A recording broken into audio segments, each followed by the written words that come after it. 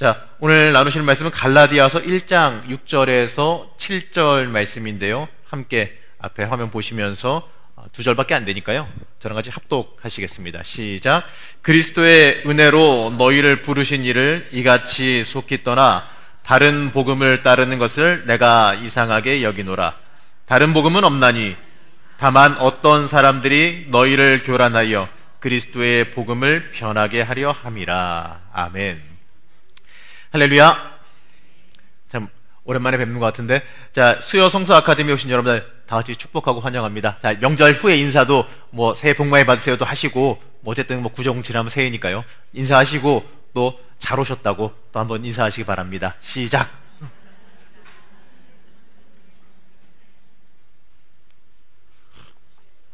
자, 앞에 제목 한번 보여주시면요.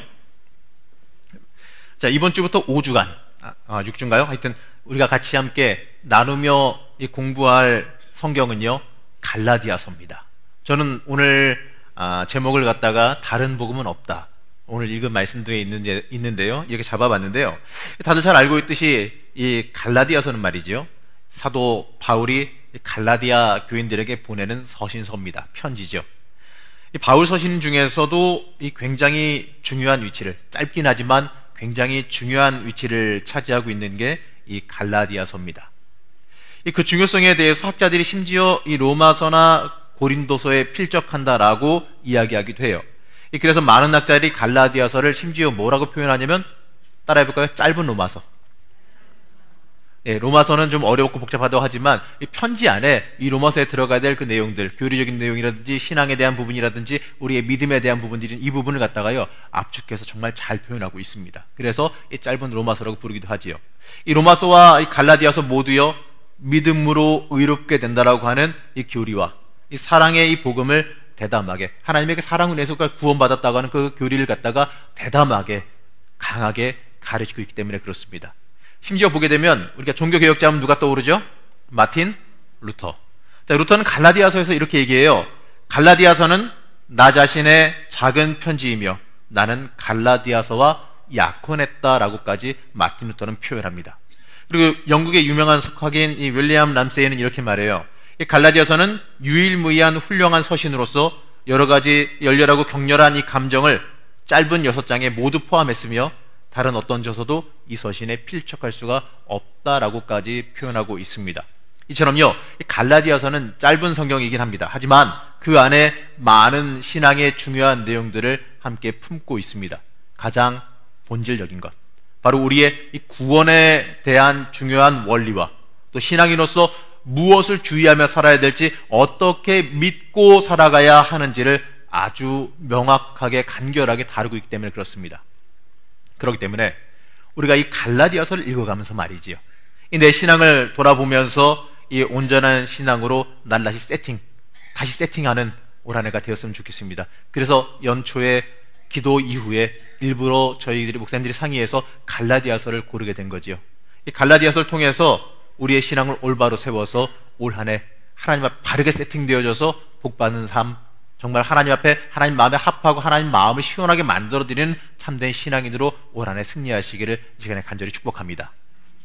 자, 함께 집중하면서 이 종교개혁자들이 이 갈라디아서를 통해서 느낀 그 영적인 힘을 함께 얻으시기 바랍니다. 종교개혁자들이 아까도 얘기했지만 이 마틴 루터도요, 이 모든 종교개혁자들이 가장 강하게 붙잡았던 게 이 갈라디아서입니다. 그렇기 때문에 우리도 이것을 보면서 우리도 한번, 이 세상 복잡하다고 그러잖아요, 세상 어렵다고 하잖아요, 이때일수록 더더욱이 더 우리 신앙으로 일어설 수 있는 귀한 시간 되었으면 좋겠습니다. 먼저 제가 나눠드린 프린트물이 있을 텐데요, 혹시 받으셨나요? 네, 오늘 사용하는 내용은 아닙니다. 이 갈라디아서에 대해서 전반적으로 이해하기 쉽게 약간은 학문적인 내용도 담아서 제가 참고 자료로 드렸는데요, 한번들 읽어보시고 함께 이 갈라디아 강해를 같이 참여해 주시면 좀 더 깊게 여러분들 갈라디아서에 대해서 접근하실 수 있으리라 생각되어져서 제가 굳이 힘들지만 준비를 해서 여러분들에게 나눠드렸습니다. 한번 가서 양면으로, 이면이 쓰시지 말라고 제가 양면으로 복사했거든요. 꼭 집에 가서 폐품 쓰지 마시고 잘 읽어보시고, 종이는 버려도 되는데 안의 내용은 어디? 내 머릿속, 내 심령 속에 꼭 집어넣으시기 바랍니다. 자, 오늘 이 시간에 함께 나눌 이 내용은요, 갈라디아서의 개요와 이 서론에 대한 부분이죠. 이 갈라디아서가 이 쓰여지게 된 역사적인 배경 부분과 이 문제가 되는 다른 복음 이야기. 오늘도 말씀에 나오잖아요. 이 다른 복음. 제가 제목을 잡았죠. 다른 복음은 없다라고 잡았지 않습니까? 그 다른 복음이 들어온 그 이야기, 이 갈라디아서의 그 특징에 대해서 함께 나누어 보겠습니다. 그럼 먼저 첫 번째는 뭐냐면요, 이 갈라디아서의 성격이 뭐냐? 자, 우리나라 법률 제도 중에 이런 게 있어요. 내용 증명. 자, 이 정상적인 대화로 이야기가 잘 풀리지 않을 때에 이 법적인 절차 예비 단계로서 이 내용 증명을 사용하게 되어집니다. 대개 이 편지를 받은 사람들은요, 당황하고 흥분하게 되어져 있죠. 어디 해보자는 거지? 이러면서요. 내용 증명이 일방적으로 자신의 권리를 주장하고 상대방의 잘못을 지적하는 내용으로 되어 있기 때문에 그렇습니다. 그리고 내용 증명 그 자체가 받는 순간 도전적이고 위협적으로 다가오기 때문에 그러죠. 어찌 보면 갈라디아서는요, 바로 이러한 내용 증명이 떠오르게 되는 서신입니다. 사도 바울은 이 편지 처음부터 이 갈라디아 교인들의 이 잘못을 지적하면서 자신의 사도권을 변호하죠. 그리고 이 3장에서는요, 심지어 이 질책에 가까울 정도로, 이게 여러분들 좀 깊게 그냥 내가 받는 입장이다라고 생각해서 읽어보시게 되면요, 3장쯤 읽으실 때는요, 바울이 이 질책하는 질책이요, 무섭게 느껴질 정도로 다가옵니다. 이 갈라디아의 교회의 잘못을 책망하고 있습니다. 자, 여기서 드는 생각이 있는데, 아니 도대체 이 갈라디아 교회에서 무슨 난리가 났길래 바울이 심지어 이렇게 흥분해서 이렇게 화를 내면서 이렇게 어마어마한 논쟁적 편지를 갖다가 폭탄 던지듯이 던졌겠냐 이거죠. 이 갈라디아서를 읽어가면서 바로 이 부분이 너무나도 중요합니다. 왜 바울이 갈라디아 교회에 이러한 논쟁적이고 투쟁적인 편지를 보냈을까? 이걸 해결해야 나머지가 풀린다는 얘기죠. 바로 이 역사적으로요, 그 시대 저자의 의도가 무엇인지, 그리고 그 편지를 받는 사람이 누구인지, 그리고 받는 사람들이 어떠한 상황 속에서 그것을 받았는지, 이거를 알아야 그 말씀을 내 삶 속에도 올바르게 받아들일 수가 있게 되어진다는 겁니다. 그렇기 때문에 우리가 모든 성경도 마찬가지입니다. 우리가 첫째로 봐야 될 게 뭐냐면, 누가 보냈는가, 그리고 어느 시대에 쓰여졌는가, 그리고 누구를 향해서 보내졌는가, 대상이 누구인가, 그리고 목적이 무엇인가. 이 정도는요, 굳이 어려운 주석 안 찾아봐도 조금 좋은 성경 갖고 계신 분들은 짧게라도 앞에다 써 있어요. 그렇기 때문에 이 정도는 읽어두시고 다시 한번 성경을 읽어보시게 되면 아무래도 우리가 읽는 눈이 조금 더 달라지게 됩니다. 그리고 그래야 그게 내 삶 속에 씹어먹어서 더 가깝게 다가온다는 것을 잊지 마시기 바랍니다. 먼저 이 갈라디아서의 역사적 배경입니다. 살펴보면 간단히 이렇습니다. 우선 이 갈라디아서를 받은 이 갈라디아는요, 사도 바울이 1, 2차 전도 여행 때 전도했던 지역입니다. 지금 현재 어디쯤 되냐면 터키 남부 지방쯤이라고 생각하시면 돼요. 남부 북부 갈라디아 중에서 제가 드린 자료에 써 있으니까 나중에 집에 가서 보세요. 북부 갈라디아 중에서 아무래도 이 남부 갈라디아에 보내졌을 가능성이 많다라고도 말해요. 어쨌든 간에 이 지역은 무슨 지역이냐면 바울이 목숨 걸고 복음을 전했던 아주 중요한 지역이라는 거죠. 그런데 여기에 말이죠, 오늘 1장 8절에서 말하는 이 다른 복음이라는 것을 전하는 자들이 갑자기 등장했다라는 거예요. 이들이 전한 그 복음, 다른 복음은요, 제가 뒤에 자세히 다루겠지만, 이 다른 복음은 율법과 할례를 강조하는 복음이 그들에게 전해집니다. 그런데 이게 그냥 잠깐 유행처럼 번지거나 아니면 잠깐 사람들에게 그런 것도 있어 하고 듣고 마는 게 아니라 많은 영향을 끼치면서 사람들이 빠르게 변절해 가고 있다는 것을 바울이 들었다라는 거죠. 이 할례와 율법은요, 단순히 하나의 신앙적인 유행 같은 그 의식, 이런 게 아니었어요. 뒤에 다루겠지만 간단히 말하면 예수 그리스도의 그 십자가를 갖다가 완전히 그게 대신해 버리는 의식으로서 변해버렸다라는 거죠. 굉장히 위험합니다. 쉽게 말해서 다른 복음은요, 유대교가 다시 이방인들에게 들어갔다라는 거죠. 자, 우리가 여기서 알아야 될 것은 당시의 교인들에게 복음, 유대교 충분히 오해할 만했다라는 거죠. 이방인들에게 말이죠. 왜냐하면 복음이 구약 성경에서 나왔고, 또 예루살렘 사도들이나 유대 기독교인들, 또 유대교와 기독교 사이에 어떠한 충돌도 그들은 사실 못 느꼈어요.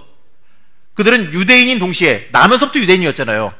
예수님 만나기 전에 이미 유대인으로 평생 살아오던 사람이고 그 습관들을 다 가지고 있고 너무나 당연하게 그냥 아예 그러고 사는 사람들이니까. 그렇기 때문에 유대인인 동시에 기독교인으로 존재하는 게 그들은 아무 문제가 없었다라는 거죠. 실제로 사도들이라든지 유대인들은 말이죠. 원래가 유대인이었기 때문에 그렇습니다. 그러니 이 율법적인 삶을 사는 게 그냥 삶의 한 부분이자 그냥 자연스러운 그냥 삶의 법칙이에요. 삶의 루틴이에요. 그러니까 그냥 그러고 살아도 돼요. 심지어 할래도 말이죠. 논쟁할 거리가 없어요. 이 사람들은 예수님 만나기 전에 이미 했으니까. 논쟁하고 뭐고도 없잖아요. 이미 난 예수님 만나기 전에 이미 했어. 그러니까 별 문제가 없어요. 근데 문제는 말이죠. 이방인 중에서 예수님을 영접한 사람들, 바로 이방인 중에서 예수 그리스도를 구주로 영접한 그 교인들에게 문제가 발생하기 시작합니다. 이들에게는요 완전히 다른 문제입니다. 이들에게 그리스도인이 되는 것은요 유대인이 되느냐 아니면 유대인이 아닌 전혀 새로운 그리스도인이 되느냐의 문제로 이어진다는 겁니다. 당시에요 이방인 그리스도인들은 그리스도인이 되는 것을 유대인이 되는 것으로 많이들 착각합니다. 왜 그러냐면요, 자, 이들의 눈에 가장 보이는 게 가장 위대한 사람들이 누굽니까? 이들한테 현재 살아있는 사람들 중에서 누구겠어요? 박유성 장로님 누구겠어요? 너무 열심히 보시길래 자, 사도들 아니겠어요? 예루살렘에 떡하니 버티고 있는 수제자 누구? 그쵸, 이거 베드로가 이렇게 쉽게 나오지가 않아요. 베드로, 예를 들어서 베드로라든지 여러 유명한 사도들이 예루살렘에 그대로 있잖아요. 유대교인 사람들, 유대인인 그 사도들. 자, 그러니까 그들을 보면은요 유대인처럼 그들은 살아요. 그냥 당연스럽게. 그러니까 보이는 게 그거니까 그냥 당연스럽게 자신들도 그냥 그렇게 받아들일 수가 있다라는 거죠. 그러나 여기서요 바울은 이 그리스도인이 되는 것은요 유대인이 되는 것이 아니라 전혀 새로운 그리스도인이라고 하는 그 존재가 되는 것이다 라고 바울은 말합니다. 사도 바울이 이러한 이 내용 증명과 같은 이 논쟁적인 서신을 보낸 것을 보게 되면 바울이 목숨 걸고 전도한 이 갈라디아의 많은 교회들이 이 유대교의 이러한 역성교 전략이라고 할 수가 있게 되는데 이 공작과 같은 논리에 넘어갔다는 것을 봅니다. 그리고 교회들마다 이 복음의 핵심이 사실 정확하게 모르고 있기 때문에 혼동돼가지고 넘어간 것도 많이 있다는 얘기예요. 그렇기 때문에 갈라디아서는요 유대교가 아닌 기독교가 존재할 수 있느냐 없느냐를 결정하는 아주 중요한 기로에서 쓰여진 서신서라는 겁니다. 이 갈라디아서는요 그래서 우리에게도 신앙이 무엇인지, 정말 우리에게 예수 믿는다는 것이 무엇인지를 확실하게 보여주는 것이지요. 이 갈라디아서는 신앙의 본질을 압축해서 담고 있는 중요한 교리적인 투쟁서라는 겁니다. 두 번째는요, 그러면 바울이 전한 이 복음과 율법과 유대교, 이게 뭐가 다르냐는 거죠. 이게 다르다는 건 다들 알고 있을 텐데 설명해 보라 그러면 사실 명쾌하게 설명하기는 어렵죠. 자, 한번 봅시다. 자, 그럼 유대교가 그렇게 소중하게 붙잡고 있는 그 율법이 뭐겠습니까? 모세오경인데 그 율법과 이 바울이 목숨 걸고 전하고 있는 이 복음과 뭐가 다르겠느냐 이겁니다. 우선 이것부터 해보자고요. 율법과 복음이 다를까 같을까? 이 갈라디아서를 정확하게 이해하려면 이 복음과 율법과 유대교의 차이를 이해하는 것이 사실은 좀 중요합니다. 자, 그럼 우선 율법과 복음 어떤 관계일까? 자, 같을까요? 다를까요? 같을까요? 다를까요? 대답은 안 하셔도 됩니다. 곤란하실 테니까. 자, 원칙적으로 율법과 복음은 원칙적으로는 같아요. 같은 겁니다. 단지 율법은요 복음처럼 진리를 분명하게 드러내지 않는 특징을 지니고 있지요. 구약시대 하나님께서 이스라엘 백성들에게 주신 율법은 하나님 나라의 법은 맞습니다. 그리고 그 안에는 영혼 살리는 복음이 당연히 들어있어요. 하지만 예수님이 오시기 전에는요 사람이 내 스스로의 힘으로 율법을 다 할 수 있을까요? 없을까요? 없어요. 못해요. 한번 신학교 때 친구들과 함께, 지금은 이제 연락도 안 되는 그 동기들인데 친구들과 함께 우리가 한번 율법이라고 하는 것을 한번 지켜 행해보자라고 해가지고 여기저기 뒤져가지고 우리가 100% 이걸 다 못 지킬 건 뻔하니까 좀 얼마 정도를 추려서 뽑았습니다. 그리고 이대로 한번 우리가 흉내내서 유대인처럼 살아보자라고 했는데 우리가 일주일만 해보자라고 그랬어요. 일주일만.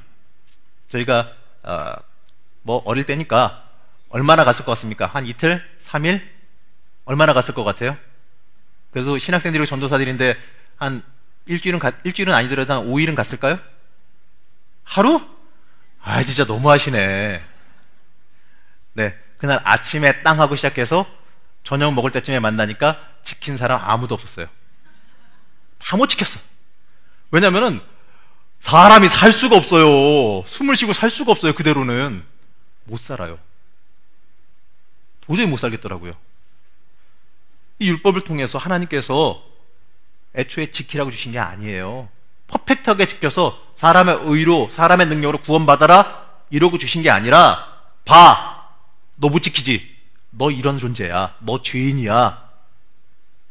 그러니까 너 하나님 앞에 나오지 않으면 너 죽어. 바로 이걸 가르쳐주기 위한 게 뭐다? 율법이라는 거예요. 율법은 그 자체로서 사람을 구원하는 게 아니라 나를 의지하지 않고 하나님께 나오도록 하는 이러한 간접적인 효과를 가지고 있다는 거죠.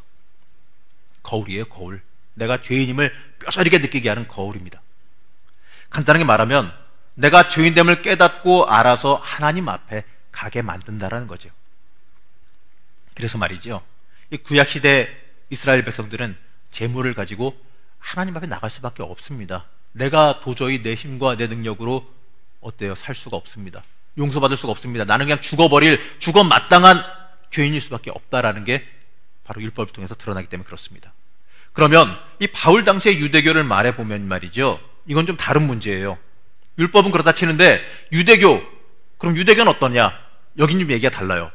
율법을 어떤 학자는 이렇게까지 말하는데 저는 이렇게까지 말하고 싶진 않은데 율법을 죽였다라고도 말하는 사람이 있습니다. 그래서 다른 표현을 찾아봤더니 마음에 드는 표현이 하나 있더라고요. 율법을 화석화시켰다. 또 누구는 또 박제시켰다 뭐 이런 말도 있는데 전 이게 더 마음에 들더라고요. 자, 율법의 간접적 기능이 나를 정화시키고 하나님 앞에 나를 나오게 만드는 그 기능이 변질되어졌습니다. 바벨론 포로기 이후에 율법을 더 강조하게 되는 게 강화됨으로 인하여서 심지어 이거는 좀 강하게 주장하는 사람들의 이야기인데 율법 그 자체로 구원받을 수 있는 것처럼 변질되어졌다라고도 말해요. 율법은요, 메시아가 오시는 것을 기다리게 하는 것이 목적이에요. 예수님의 오심을 기다리게 하는 게 목적인데 이 지나친 열정이 어떻게 만들었냐면 율법 자체를 갖다가 구원수단으로 만들어서 사람들에게 강요하게 되었다라는 거예요. 율법을 범하면 돌로 쳐 죽여야 되는 것처럼, 용서받지 못할 짓을 하는 것처럼 매도하고 비난하고 난 율법 다 지키니까 우월의식에 살게 되어지고 바로 이러한 악한 모습으로 변질되어졌다는 거죠. 그래서 사람들은요, 유대교를 율법으로 오해하고 있었고 마치 복음과 율법이 서로 간에 상충되는 것으로 착각하기도 해요. 하지만 이 복음은요, 본래적 율법과 다르지 않습니다. 심지어 예수님이 마태복음 5장 17절 말씀에서 뭐라고 말씀하시냐면 이렇게 말씀하셨어요. 한번 읽어볼까요? 시작!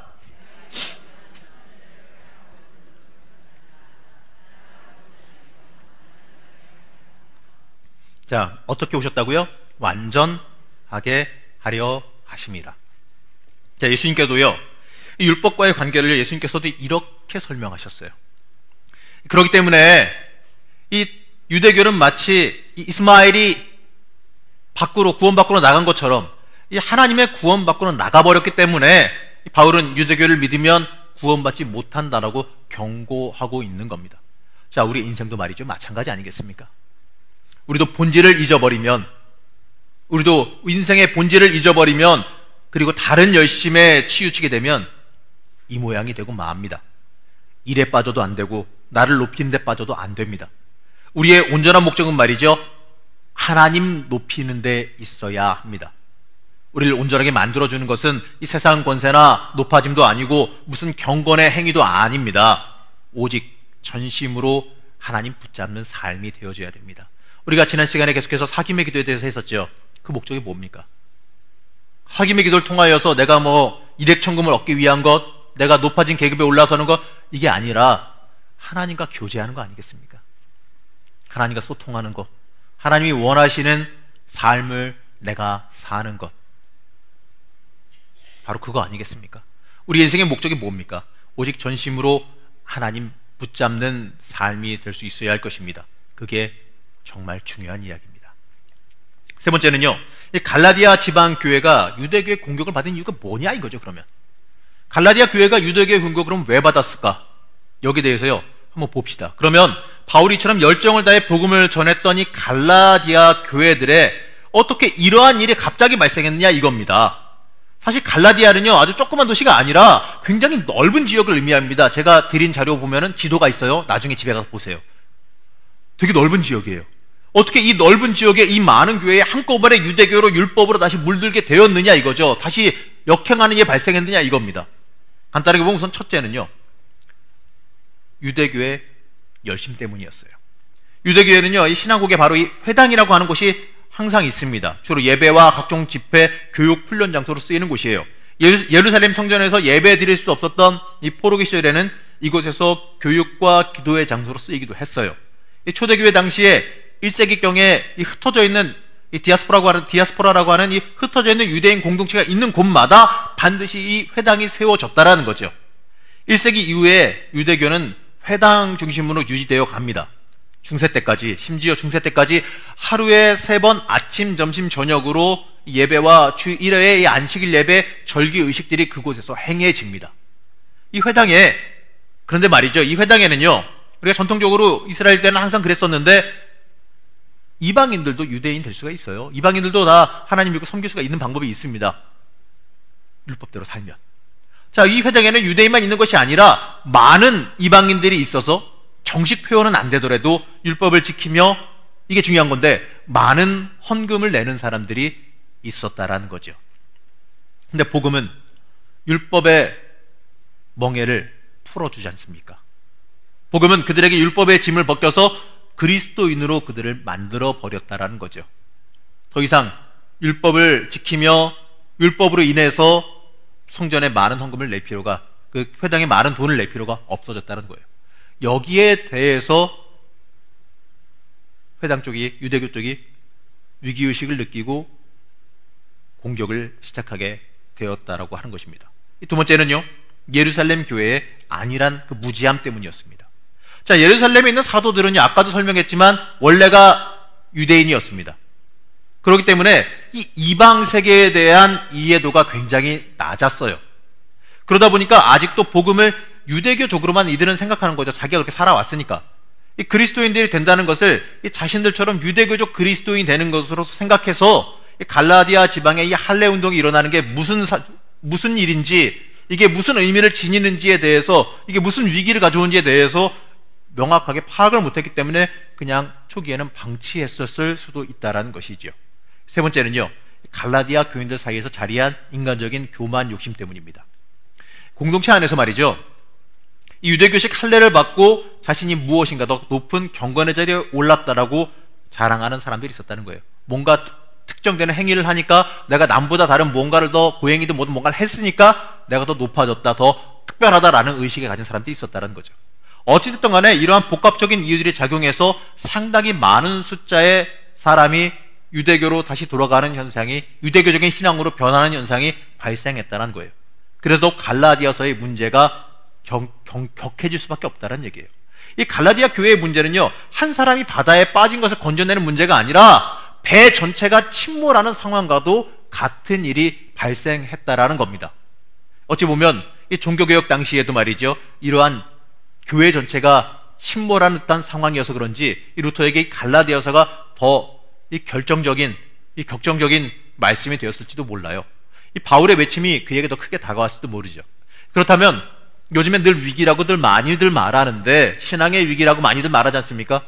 이 위기라고 말하는 이 시대를 살아가는 우리에게도 말이죠, 이 갈라디아서는요 굉장히 원론적이고 중요한 성경이 되어집니다.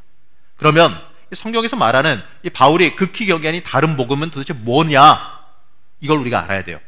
바울은 이 갈라디아 교회의 큰 위기 원인인 이 누군가가 교회에 퍼뜨린 이 다른 복음 때문이라고 말하는데, 자 7절 한번 말씀 보자고요. 읽어보자고요. 시작. 다른 복음은 없나니 다만 어떤 사람들이 너희를 교란하여 그리스도의 복음을 변하게 하려 함이라 라고 말하지 않습니까? 여기서 말하는 이 다른 복음은요, 아까도 얘기했지만 기독교의 껍질을 쓴 유대교입니다. 그들이 이 바울의 복음과 혼동시키기 위해서 사용된 용어인데, 그들이 실제로 유대교이면서 다른 복음이라는 속임수로 우리에게 들어왔다는 거죠. 이 갈라디아 교인들이 이러한 다른 복음에 솔깃한 이유가 뭐냐? 예루살렘 사도들과 바울의 관계를 잘 이해하지 못한 데서도 가져온 결과입니다. 이 갈라디아 교인들은 바울에게서 복음을 들었지만 또 다른 사도들이 있다라는 것, 예수님의 제자들이 있다라는 것 잘 알고 있었습니다. 바로 예루살렘 사도들이에요. 그런데 이 예루살렘 사도들은 말이죠, 아까도 얘기했지만 여전히 유대인이면서 그리스도인으로 살아갑니다. 그래서 그들은요, 바울의 복음 외에 또 예루살렘 사도들의 복음이 있을 수 있다라는 이야기에 가장 넘어간 거죠. 그럴 수 있다라고 생각한 거죠. 그래서 그들은요, 새로 그들을 찾아온 어떤 선생들이 주장하기를, 바로 유대교 사람들인데 주장하기를, 이것은 예루살렘판 복음이다. 오리지널이야. 예루살렘판 복음인데 바울의 복음보다 더 세련되고 더 오리지널이야. 이렇게 선전했다는 것이죠. 아무리 바울에게 복음을 들은 사람일지라도 말이죠, 예루살렘 사도들을 알고 있는 한, 베드로라든지 다 알고 있는 한 예루살렘 복음에 관심을 가질 수밖에 없었다라는 겁니다. 이것에 대해서도 사도 바울은 이 바울의 복음이 따로 있거나 예루살렘 사도들의 복음이 따로 있는 것이 아니라 오직 복음은 하나뿐이며, 8절 말씀 한번 띄워주시죠. 읽어볼까요? 시작. 혹은 하늘에서 내려온 천사라도 너희들이 전해 들은 그 복음 외에는 다른 복음을 전하면서 저주를 받을 것이라. 전하면, 서자 빼주세요. 전하면 저주를 받을 것이라, 이렇게 말합니다. 다시 말해서 말이죠, 이 다른 복음은요, 이 바울이 갈라디아 교인들에게 전해준 이 복음과 달리 예수 그리스도에 대한 믿음 외에도 율법의 실천을 주장했다라는 것이지요. 바울을 적대시하는 자들은요, 바울이 율법이 없는 복음을 전했지만 사실은 그렇지 않다라고 주장하고 있는 겁니다. 바울은 이방 사람들의 인기와 마음을 얻기 위해서 이방 사람들이 지키기 어려운 율법을 구원의 조건으로 쏙 빼놓고 얘기 안 했다라는 것이지, 그런 유대인에 대해서 율법을 지키지 말라라고 말하지 않았다라는 주장을 이들이 펼치는 겁니다. 그렇기 때문에 너희들이 이제는, 자, 이제 바울 때문에 성장했지, 이제 믿음 가졌지, 그러니까 이제 그 다음 단계 율법을 받아들일 준비가 되었으니 율법을 받아들이고 삶에 받아 지키라라고 이들에게 유혹한 거죠. 근데 이건 말이죠, 심각한 이야기입니다. 자, 우리는 오직 예수, 맞죠? 오직 예수, 오직 믿음으로, 이건데 바로 예수만으로 부족하고 율법을 지켜 행하는 사람의 의식, 사람의 노력이 더 필요하다라는 주장을 이들이 하게 된 거고요. 그래서 이들이 그렇구나 하고 싶어서 율법을 받아들이게 되고 할례를 행하게 되어지고 율법적인 삶을 살게 되는 이러한 사태가 발생했다는 거죠. 자, 근데 이제 보자고요. 다섯 번째는요, 바울이 말하는 율법이 갈라디아 교인들에게서 필요 없는 이유가 있다는 얘기예요. 이 사도 바울은 율법에 빠져든 이 갈라디아 교인들에게, 그들에게 율법이 필요 없는 이유에 대해서 가르칩니다. 이 구약에 등장하는 두 가지 언약을 예화로 들어요. 먼저 첫 번째는 무슨 예화냐면 아브라함의 언약입니다. 이것은요, 믿음의 언약이고 은혜의 언약이지 않습니까? 아브라함이 하나님 앞에서 의롭다함을 받은 것은요, 오직 믿음 때문에 그런 거 아니겠습니까? 이 언약은요, 실제로 창세기 17장에 등장합니다. 말씀 띄워주시죠. 창세기 17장 4절에서 8절까지의 말씀인데요, 저와 함께 교독하시겠습니다. 보라, 내 언약이 너와 함께 있으니 너는 여러 민족의 아버지가 될지라.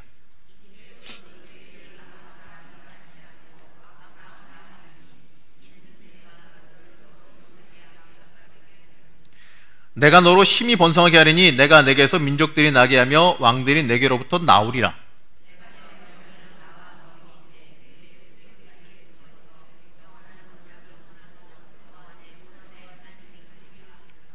자, 8절 함께 읽겠습니다. 시작. 내가 너와 내 후손에게 내가 거류하는 이 땅 곧 가나안 온 땅을 주어 영원한 기업이 되게 하고 나는 그들의 하나님이 되리라.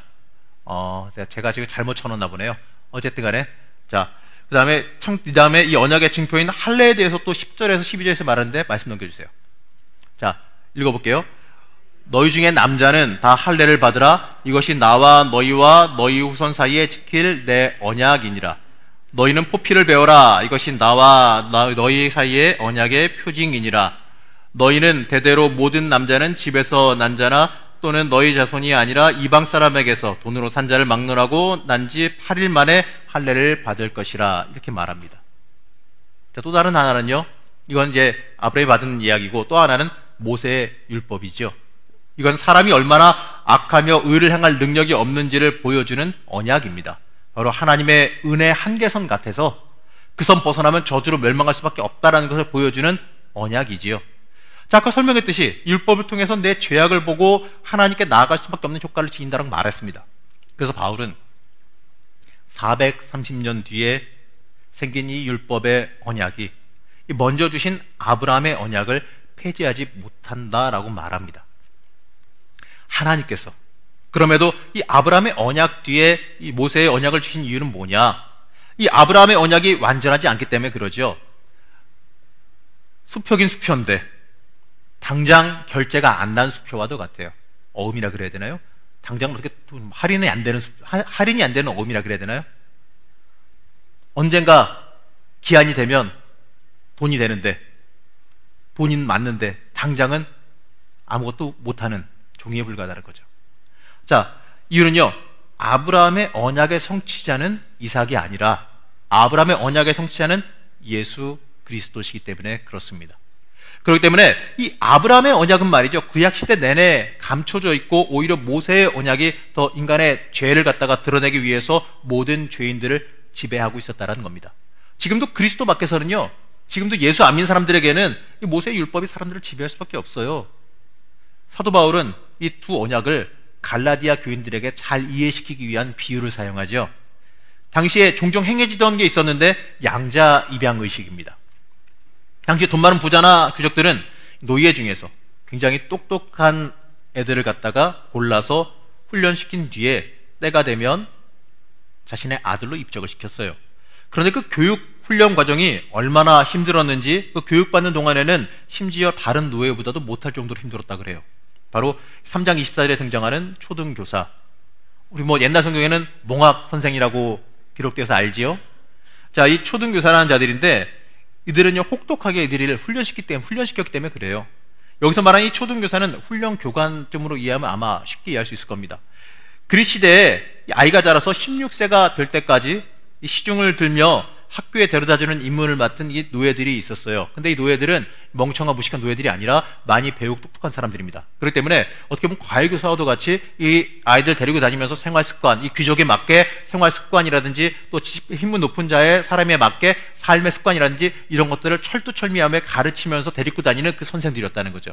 그렇기 때문에 이 아이의 보호자로서 삶의 전반적인 부분을 가르쳐주고 인도해주는 역할을 감당했습니다.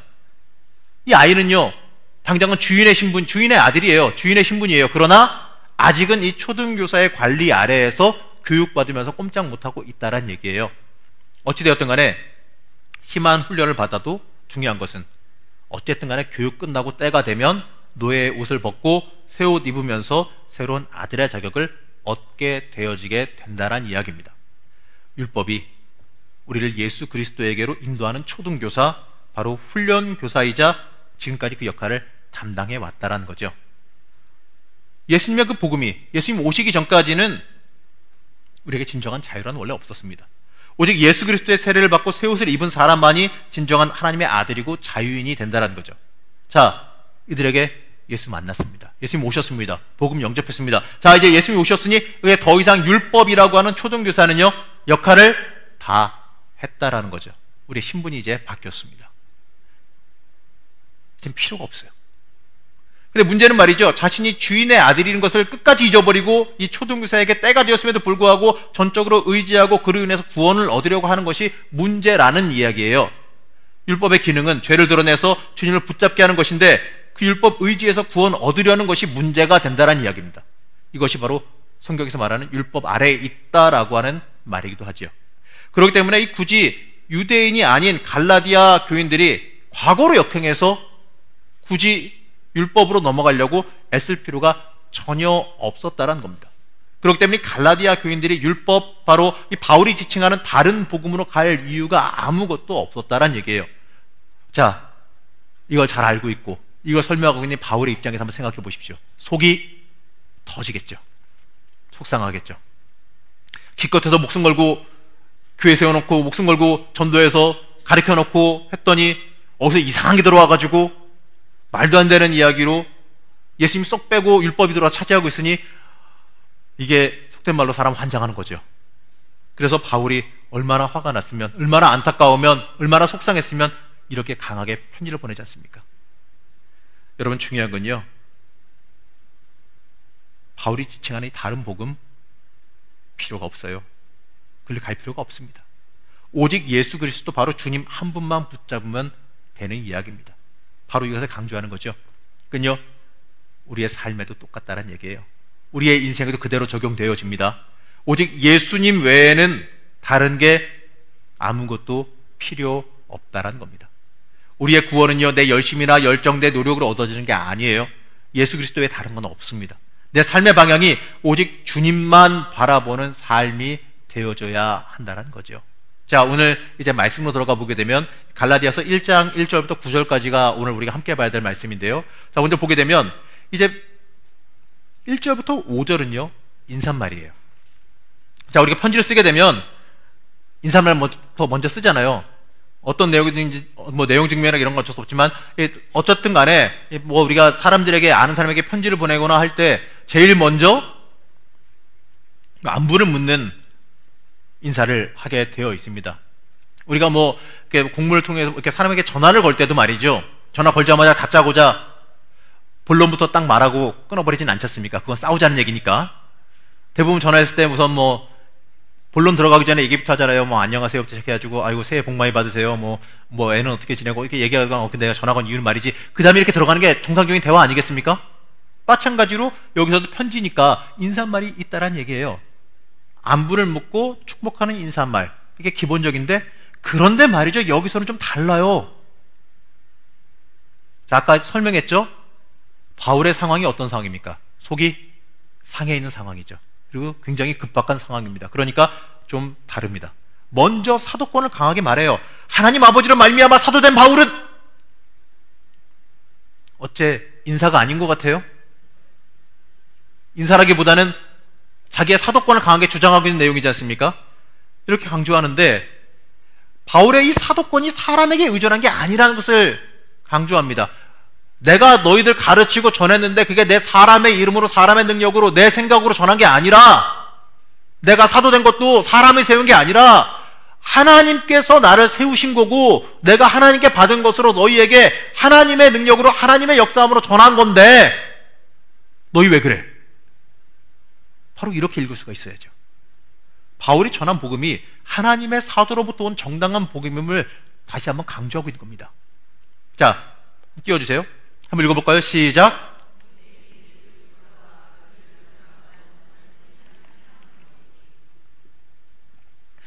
이 부분이 인사말이긴 하지만 바울이 갈라디아 교회에 가르친 보편적인 복음의 내용이에요. 오직 예수 그리스도와 그를 죽은 자 가운데 살리신 하나님 아버지, 살리신 하나님 아버지, 하나님이 하셨다라는 얘기거든요. 하나님께서 하셨다라는 게 바울뿐만 아니라 초기 기독교가 널리 사용한 신앙 고백입니다. 이 부분을 읽으면 우리는 그냥 뭐 당연하게 인사하는구나, 이렇게 뭐 바울이 이렇게 썼네, 이렇게 보고 읽지만, 이거를 읽는 갈라디아서 교인들은요, 아멘 할 겁니다. 내가 배운 신앙적인 내용을 다시 한번 반복해 하면서 가르치는 거니까, 그렇지, 내가 이렇게 배웠지, 맞지, 아멘 하게 될 겁니다. 이처럼 하나님 아버지의 역할을 굉장히 중요하게 강조합니다. 제시합니다. 그리고 우리를 구속하시는 것은요, 하나님의 아버지의 뜻이며, 갈라디아 교인들을 부르신 분은 하나님이시고, 바울을 택하여 부르시고 예수 그리스도를 나타내신 분도 하나님이십니다. 이게 사실은 16절까지의 내용을 그냥 간단하게 말한 겁니다. 아브라함을 의롭다 하시고 아브라함과 언약을 맺으시며 아브라함의 축복을 이방에게도 주시기로 하신 분도 하나님이세요. 이게 3장의 내용이에요. 하나님의 구원의 섭리에 따라 때가 되어 아들을 보내시고 아들의 영을 우리 심령 가운데 보내신 분도 하나님이시라는 게 이게 4장의 내용입니다. 이처럼 이 바울은요, 널리 알려진 이 갈라디아 교인들에게도 이 바울에게 배워 잘 알고 있는 그 신앙 고백을요, 일부러 앞에 다시 한번 제시합니다. 갈라디아 교인들의 신앙을 다시 한번 확인시켜주고 있다는 거죠. 이 예수 그리스도의 자기 희생도 이 악한 세대에서 우리를 건지시려고 하는 이 목적을 4절에서 가진다라고 말합니다. 이 그리스도인의 구원을 뜻하는 것이기도 한데, 여기서 이 말한 악한 세대는 바로 이 천한 초등학문을 가리키는 것이기도 합니다. 이 모든 것은 한마디로 다른 복음이 필요 없다라는 거예요. 다시 한번 이들이 배운 내용을 강조시켜 주는 겁니다. 다른 복음이 필요 없다는 것, 바로 구원의 또 다른 추가적인 요소가 필요 있다 없다? 없다라는 것을 다시 한번 밝히는 겁니다. 율법과 할례가 그러니까 더 필요 있다 없다? 없다. 구원받기 위해 유대인이 될 필요가 없다라는 것을 다시 한번 이들에게 철두철미하게 가르치고 있다라는 거지요. 근데 6절에서 9절은 이제 본론적인 내용으로 이제 본론으로 들어가는 겁니다. 이제 밑밥 깔았으니까 이제 본론으로 들어가는 거죠. 앞서 이 바울은요, 공통된 복음을 통해 갈라디아 교인들이 다시 복음으로 정신 차리게 만들었어요. 몰아세운 겁니다. 이제 6절에서 9절을 통해서 근데 너희들 다 이제 다 복음 들었지, 맞지, 믿지, 동의하지. 근데 문제는 말이지. 바로 이렇게 문제의 심각성을 확인시켜 주죠. 6절부터 강하게 질타하는데요. 화면 한번 띄워주세요. 한번 읽어볼까요? 시작. 맞습니다. 내가 이상하게 여기노라. 간단하게 얘기하면요, 너 근데 왜 그래? 바로 이겁니다. 여태까지 쭉 얘기했던 그 신앙적인 내용, 여태까지 얘기했던 그 복음의 내용, 배웠던 내용 다시 확인시켜주면서 동의하지? 그치? 확인시켜준 거예요. 근데 너 왜 그래? 알면서 너 왜 그래? 이렇게 읽어야죠. 저는 이 말씀 준비하면서요, 이 부분 묵상하다가 순간 깜짝 놀랐습니다. 좀 졸려서 졸다가 이 부분 읽다가 이 생각이 들어가지고 순간 깜짝 놀랐어요.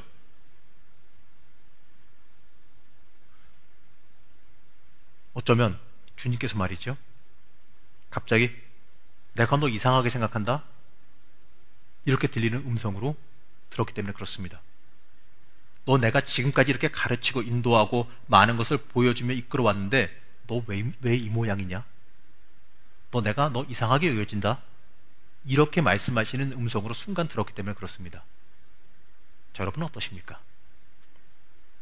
주님께서 만약 여러분들에게 이러한 질문을 하신다면 이 질문 앞에서 자유하실 자신이 있으십니까? 당시에 갈라디아 교인들은 말이죠, 그들을 선동한 사람들이 전한 이 다른 복음을 받아들이기 시작하고도 말이죠, 자신들이 예수 그리스도의 은혜나 하나님 떠났다라고 생각하지 못했습니다. 우리도 이처럼 죄를 범하면서 말이죠, 하나님이 아니라 내 자아가 앞장서면서도 내가 잘하고 있다라고 착각할 수가 있다는 얘기죠. 이게 바로 이 영적인 무감각이라고 하는 건데, 착각하는 거예요. 내가 잘하고 있다고, 아무 문제 없다고. 하지만 말이죠, 그럴수록 우리는 항상 정신 차리고 경계해야 됩니다. 이러한 생각이 들면 위험하다고 하더라고요. 내가 잘하고 있어, 나 아무 문제 없어. 이때부터 위험한 거죠.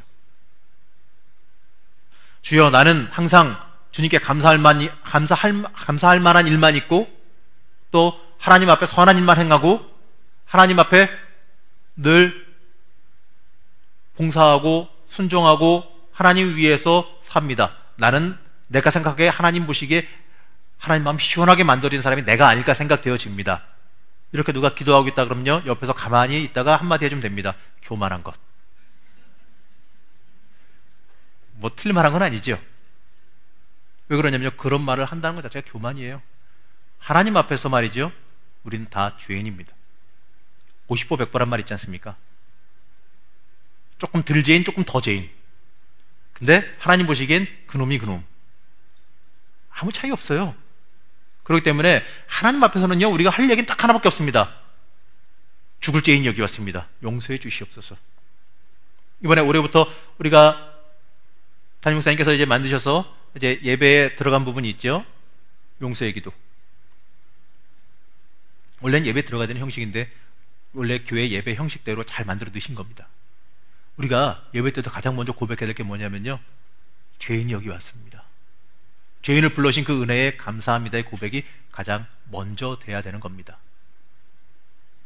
우리가 주님 앞에 나올 때에 항상 해야 되는 게 뭐냐면요, 하나님이 죽을 죄인 살리셔서 오늘 하루 이렇게 살아갈 수 있게 인도해 주시니 감사합니다. 오늘 하루 눈 떴으면요, 아이고 오늘 날씨가 왜 이러냐, 허리가 아프다, 이럴 게 아니라 하나님 오늘도 눈 떴습니다. 이 죄인 오늘 눈 뜨게 해주셔서 감사합니다. 이렇게 고백할 수 있어야 되지 않겠습니까? 물론 매일은 안 되겠지요. 그러나 우리의 삶에 그럴 수 있는 삶으로 도달하기 위해서 항상 우리가 신경 쓰고 하나님 앞에 마음 가게끔 애쓸 수 있어야 되는 것입니다. 그렇기 때문에 우리는 항상 내가 혹시나 내가 잘났다 외칠 게 아니라, 나 잘하고 있다 외칠 게 아니라, 내가 혹시나 죽을 길 걸어가고 있지는 않은지, 내가 혹시나 지금 하나님이 원하시지 않는 길, 하나님과 반대되는 길, 죽음의 길, 아골골짜기로 내가 지금 뛰어들어가고 있지는 않은지 항상 경계하며 주의하며 살펴볼 필요가 있어요. 교회에서도 남 저기 못하고 있는 거 보면은 비난하고 징계하고, 아이 저것 봐라 저것 봐라 손가락이 할 게 아니라, 어이구 내가 저러고 있지는 않은지 빨리 그거부터 볼 줄 알아야죠. 남 볼 게 아니라 나나 잘해야 된다는 거죠. 정말 중요한 이야기입니다. 신앙적으로 정말 중요한 게 뭐냐면 내가 하나님과의 관계 속에서 어떻게 되어 있느냐가 중요한 얘기예요.